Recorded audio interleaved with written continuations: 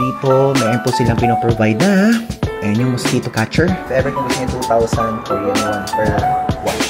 Sa mismong entrance, ayun yung entrance, tapos yung TV, ito na agad. Mayroon po tayong universal power adapter, ayan. Maliit lang siya, ayan. Puro water lang yung laman ng ref ko. Hello guys! I'm back again with another video. At ngayon, sa video na to, alam niyo yan, laging isa sa mga unang episodes natin ay share ko sa inyo ang ating hotel. At ngayon, share ko sa inyo ang ating accommodation dito sa Seoul, South Korea. Okay?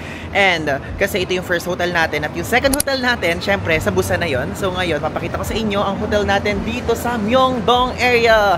And alam ko na itong mismong hotel na to or accommodation na to ay sikat na siya. Kasi puro sa mga nakikita ko dito ay mga Pilipino. Yung mga nagre-reviews, yung mga gumagawa ng mga TikTok videos, yung gumagawa ng mga YouTube videos. At ngayon, kung napanood nyo na yon, pwede nyo naman panoorin itong version ko. Dahil nung nagre-research ako bago ako magpunta dito, isa ito sa nakita ko sa may pinakamura na presyo. Like kasi 9 days tayo dito, 8 nights, so mas mura to. So ngayon, let's go. Ayan, let's go dito sa K-Stay Guest House. O, diba?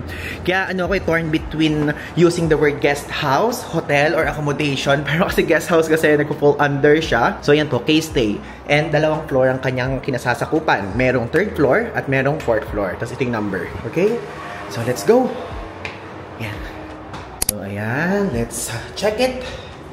Wow! Ayan. Elevator.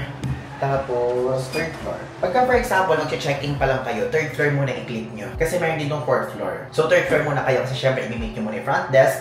Or, kung sa sistema na nangyari sa akin, is 3rd floor pa din siya. Kasi andun yung front desk. Midnight arrival ako. So, kinuha ko din yung susi sa mismong table. Ayan, yung mismong 3rd floor. So, meron sila dyan sa itaas. At meron dito sa ibaba. So, dito tayo sa baba. Let's go. As you can see, ito yung reception. So, room 301 to 309 dito. Then, doon sa 4th floor, 401 to 409. Itsura ng lobby. Wow! So, ito po yung itsura ng lobby. Yung front desk. Okay, so makikita niyo, very plain and simple lang. Ayan, diba? So, dito makikita niyo yung manager weekday. Andiyan yung mobile niya, WhatsApp niya, Line niya, WeChat niya, KakaoTalk niya. So, nung nag-check-in ako, dumating ako dito parang mga, nakalimutan ko na kung 3 o'clock baka dumating or 2:30 something. So, nakaiwan dito yung paper, nakalagay yung pangalan ko, tapos yung susi. So, if ever, ganyan din siguro pagka kayo. And ito, tignan nyo. Dito, mayroon po silang pinoprovide na, ayan yung mosquito catcher. Tapos ito, yung plancha if ever kung gusto nyo. Tapos, kapag naman natapos nyo nang gamitin, ibalik nyo na lang, okay? And ayan, ano to? Chicken delivery service. Meron ganyan. Travel booking service. Van. Postcard. Wow, ang galing Ay, di pala nakatapat, sorry. So, ayan, 100,000 Korean won yun. Tapos may baggage storage. 1 luggage, 1 day, 3,000 Korean won. Meron silang ganun. Ang galing. Pag-isipan ko nga to. Tapos ito naman, dito naman sa side na to, is ayan, pwede kayong hiram yan. Ito, kunyari, meron kayong lamok dun sa mismong ano nyo, mismong room nyo. Pwede nyo hiramin yan. Tapos ipang spray nyo. Tapos ito, may pa-tissue dyan. O, diba? Kasi init tayo ngayon. Kanina hindi tayo nainitan. Mas mainit ngayong araw kumpara kahapon. So talaga nagbabago-bago siya. So ayan, makikita nyo to. Ito yung microwave. Tapos meron sila ditong provided na coffee, sugar, corn silk tea, brown rice green tea, silk tea. Ayan, tapos ito, coffee maker. Diba? Tapos ayan, nag-offer sila ng mismong hot or cold water. Depende kung ano gusto nyo. Tapos dyan, makikita nyo dito may check-in. Tapos may check-out. Ayan, luggage storage. Please stay quiet at night nakalagay. Tapos may wifi.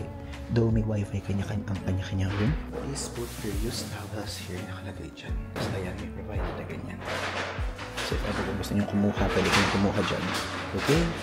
Tapos dito naman, makikita nyo rental ng adapter. Kasi ganyan yung saksakan dito. Ayan. So tayo no need. Dahil meron kanya. Hello again. Tapos front desk. 10 AM to 5 PM lang. So, ayan guys. Ayan, as you can see, meron dyang washing machine. Grabe. Yung mismong staff pala dito, Pilipino, in-English ko pa siya. If ever kung gusto niya 2,000 Korean won per wash. Okay, so ngayon mag-room tour na tayo. At itong room na papakita ko sa inyo ay ang single room, okay? So dito, nakikita nyo sa likuran ko, yung mismong pintuan. At dito meron dito mga instructions, ganyan. Basahin nyo na lang, very basic lang naman yan. And kasi yung mismong remote ng aircon is naka-Korean, kaya meron sila ditong translation. Then dito sa side na to, makikita nyo yung sampayan. Like for example, kapag winter season, dito nyo ilalagay yung mga coat nyo, ganyan. Tapos dito sa side na to, nakikita nyo yung lalagyanan ng parang keycard. Kasi ito, nakakabit sa mismong susi. And tayo, tinanggal natin siya para kapag kunyari lalabas tayo saglit, ganyan, nakabukas pa din yung aircon at hindi tayo mainitan. Makikita nyo dito, ayan as you can see, meron dyang parang extra space. Ang ginagawa ko, dyan ko na lang nilalagay yung mismo mga sapatos ko. And dito sa side na to, meron provided dito na tsinelas, if ever kung gusto nyo gamitin yan. And may provided naman sila na mat para naman dito sa toilet. Very, very quick lang tayo na tour dahil maliit lang naman yung toilet. Ayan, as you can see, yan lang po ang itsura. Dito ay yung mismong mirror, tapos ayan yung mismong shower, ito yung mismong sink. Then, ayan, may provided na sila na body wash, shampoo, and conditioner, okay? Tapos, ayun yung toilet bowl, tapos meron ditong trash bin, tapos meron ditong slippers para naman sa bathroom. Dito, makikita nyo, meron ditong provided na tissue holder, and at the same time, may tissue syempre. Dahil ito nga, parang napakaliit nga kasi niya, so magtitilan-sikan yung mismo mga tubig-tubig, kaya ayan, ano siya, naka-cover siya, hindi siya mapapano. And dito naman sa side na to, is yung mismo nilagyan ng towel, if ever. Ang provided po nilang towel dito ay napakaliit. Kaya if ever kung di kayo sanay sa ganon, is mag-bring kayo ng own towel nyo para yung tipong buong body nyo ay nakukoveran ganong level. Pero sa akin, sa side ko, okay na sa akin yung towel na yan. Malinis naman at mabango din. And at the same time, is dagdag bit-bit pa kasi. Dagdag kilo pa yun sa maleta natin pag nagdala tayo. So yun, provided naman nila yan. Ayan, meron din ditong area na kung saan pwede nyo ilagay mga toiletries nyo. So ako, ayan po, medyo madumi na kasi hindi fresh tong pag-ano ko pag-room tour ko. Kumbaga, madaling araw na kasi ako dumating, naligo na ako, and pagod na ako. So ayan na siya. Ayan, ilagay nyo dyan. Ayan, nakikita nyo din sa mismong entrance. Ayan yung entrance, tapos yung TV, ito na agad. Tapos yung aircon, ito na rin. So yung pinaka-aircon niya, para nakatapat nga doon sa mismong CR. Doon hindi naman kayo malalamigan kapag ka nandun kayo sa loob.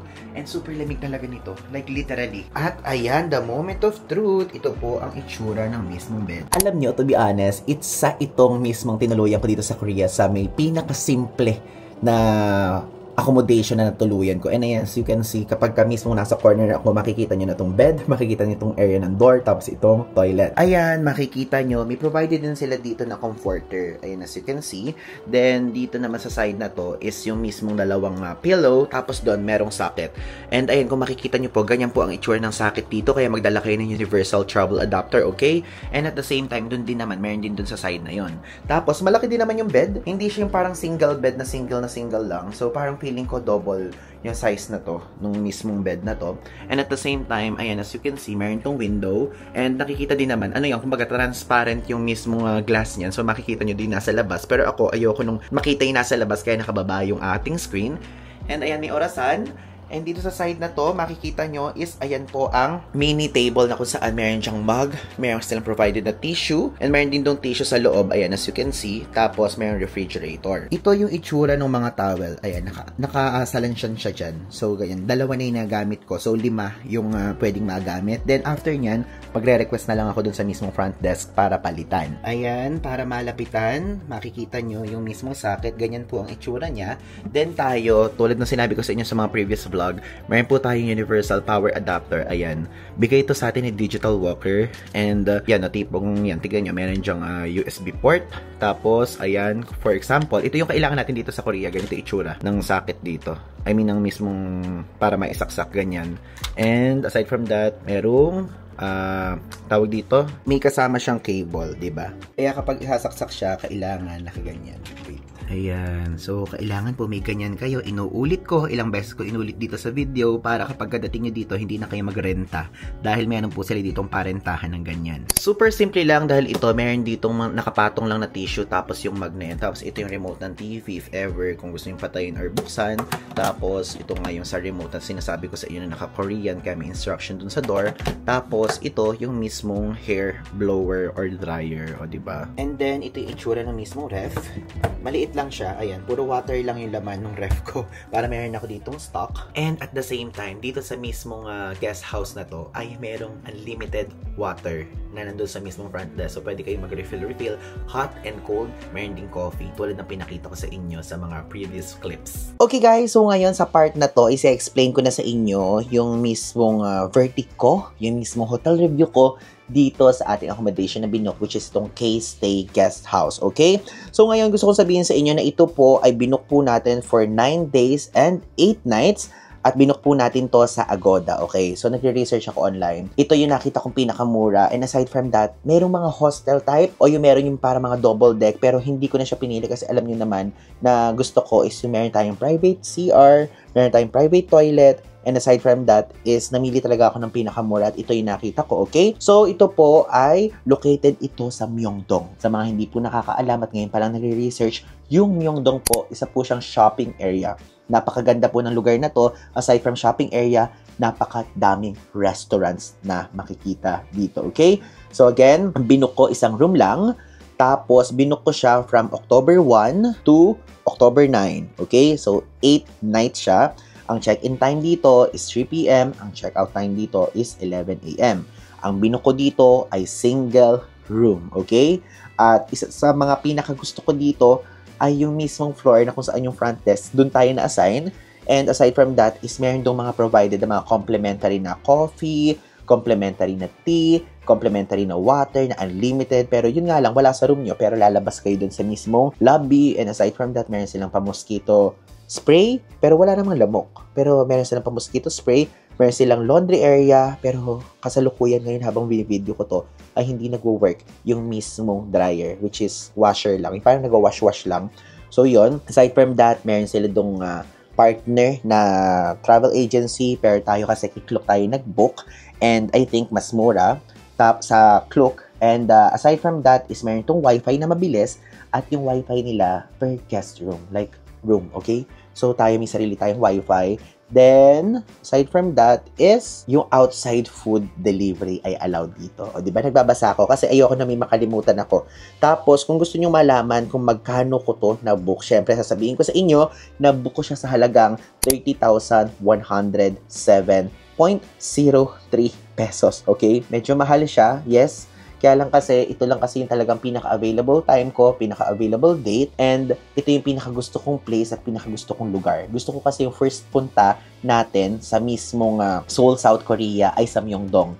Kasi aside from Myeongdong, mayroong mga nagre-reco sa akin na pwede daw na doon daw sa Hongdae o doon daw sa Gangnam magstay. Pero tayo talaga, personally, ang gusto ko talaga Myeongdong para kung saan yung first experience ko ay talagang pagbaba ko pa lang, ay, ang ganda. Kasi, ang ganda eh. Ang ganda nito. Tulad ng sinabi ko sa inyo, maganda yung location niya, di ba? And wait, nakalimutan ko pala yung pinaka-real setup natin kapag ka nagre-review tayo. Budget muna, tapos location, then yung service, okay? So, magsimula na muna tayo sa budget. Yung budget niya, for me, okay na rin siya, knowing na nasa South Korea tayo. And aside from that, is sa Myeongdong area, which is super prime ng location. Ang prime ng location na to, napakaganda at may kaharap pa to na 7-Eleven at malapit lang to sa mismong street doon, yung shopping street, which is very good yan. Aside from that, is yung price niya is, for me, medyo parang pricey siya, pero mura na rin siya at the same time. Dahil nung nagre-research ako, hindi ko sure ha, kasi nung nagre-research ako, yung date lang natin yung tinignan ko. And I think ito yung pinakamura na solo room na maganda, na merong solo na toilet at merong aircon, yung tipong private talaga, ganyang level. So parang I think mura na tong 30,107.03 kasi 9 days naman na yun. And hindi naman siya gaanong masakit tulad ng nakita nyo, di ba? Tapos aside from that, it's yung staff. Sa staff naman tayo, okay yung service ng staff.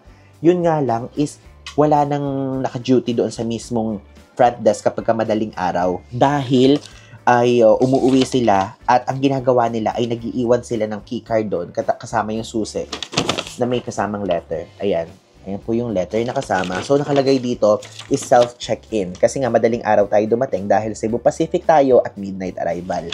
So, nakalagay dyan yung name. Tapos, nakalagay dito yung room number na naka-assign sa atin. Tapos, yung date. Tapos, self-check-in information. Nakalagay dito, check-in. We provide self-check-in in system. Please contact the manager if you need help. Ayan, nakalagay. Tapos, check-out. Check-out time is 11 a.m. O, diba? Tapos, please leave the key in the check-out key box. So, dun lang pala ilalagay. We charge 5,000 Korean won per hour for late check-out. So, hindi naman tayo malilate mag-check-out. Tapos, breakfast. We don't provide breakfast. We will soon provide breakfast. O, hindi naman din po ako magbe-breakfast muna. Tapos, room cleaning. Please inform us 1 day before your desired cleaning day. Maximum 1 time per 1 week. So, isang beses lang pwede magpalinis per week. So, magpapalinis tayo siguro bukas para sulit. Tapos, luggage storage. You can leave your luggage before check-in and after check-out at the luggage storage area. So, kapag ganun is free. Pero, meron sila dito nakalagay na luggage storage service na merong bayad per day. O, diba? So, ilalagay ko na lang yung mismong price dito para makita nyo. And so far talaga, alam nyo, nagustuhan ko to. Nagustuhan ko yung location niya. Though, hindi ko pa siya ganun na-explore. Pero for me, parang pinaka-perfect option to kung nagtitipid kayo at kung gusto niyo ng private room at kung gusto niyo na maganda yung location, perfect na option to. At napakaganda din nito dahil sa mga vloggers na napapanood ko at sa mga TikTokers na napapanood ko at nung binasa ko din yung reviews niya sa mismong Agoda, Klook, tapos sa mismong Google Reviews, maganda talaga yung mga reviews niya. Meron dong review na parang may mga nabasa ako na hindi daw nagwo-work yung laundry, ganyang level. Pero nagwo-work naman ngayon. Hindi naman ako maglo-laundry muna. So, yung mismong room lang naman ang mahalaga sa akin. So, yun. Okay siya. Okay? And aside from that is may elevator. O, di ba? And dalawang floor lang siya. 4th floor, tapos itong 3rd floor kung saan tayo naka-assign. So, for me, worth it na siya. And again, if ever, kung magbubook kayo nito, is pwedeng-pwede at I highly recommend this one. Ako po, personally, binuko to sa Agoda, pero kayo, pwede kayo mag-check kung mas mura sa kung saang platform pa man yan.